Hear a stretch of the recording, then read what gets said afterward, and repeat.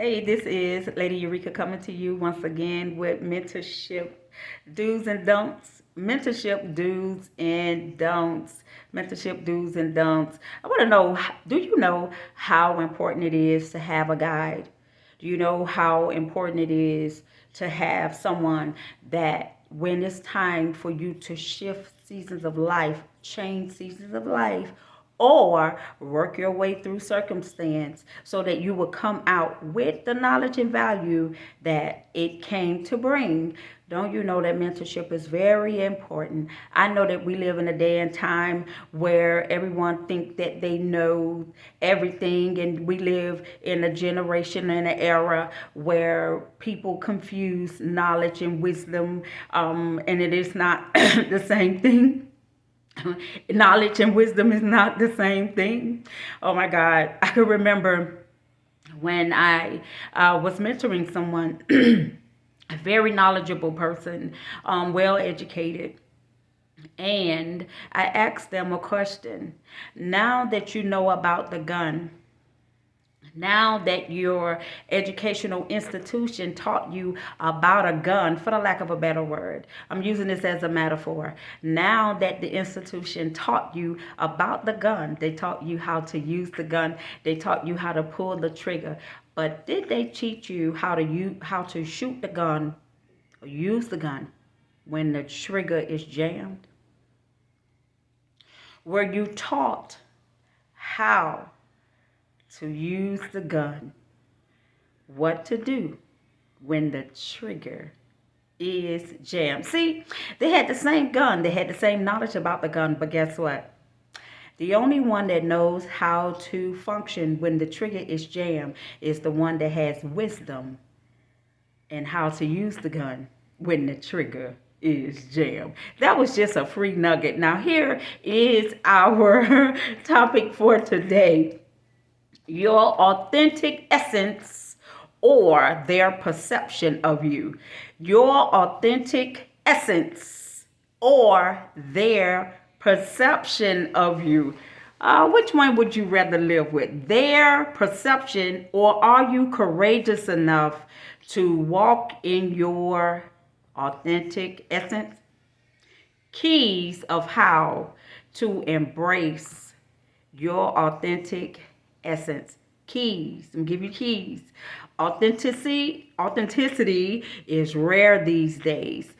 How do I own my authenticity, abandoning their perception of who I am? Number one, embracing your essence requires that you develop a me, myself, and I stance.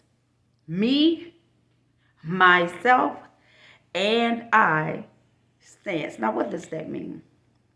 Does that mean that you are facetiously excluding everyone? No. Does that mean that you don't care about anyone? No. But what I discovered on my healing journey is that I needed to pay attention to my thoughts. I needed to pay attention to how I thought, what I thought about. I needed to pay attention to what I felt, when I felt it, and why I felt the way that I felt. You will be surprised how many of us abandon our raw essence, our authentic self, because we have not paid attention to who we really are, abandoning our core essence for their perception of who we are. And number two, become immune to what they think and feel about your hard places. Abandon what they think and feel about your hard places. Have you ever gone through something in front of someone? Have you ever gone through a public embarrassment? Have you ever gone through something and the people around you were able to see you go through your challenging places? I've been there. How did it make you feel?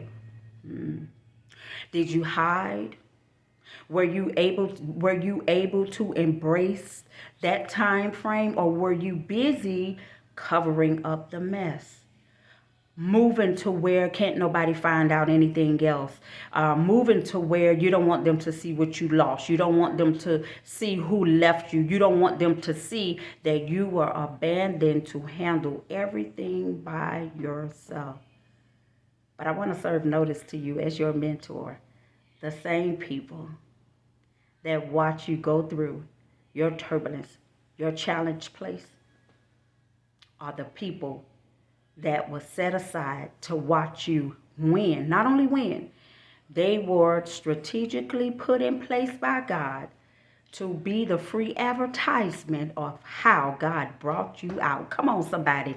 I am not preaching today, but I just want you to know that the people that watched you go through that thing is free advertisement for God.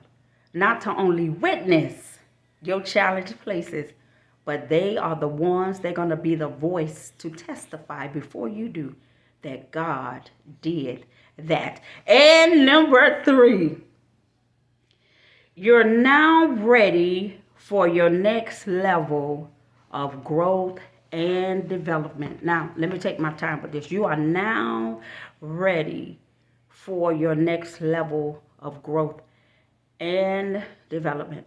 Now, I initially started this lesson with you owning your authentic self.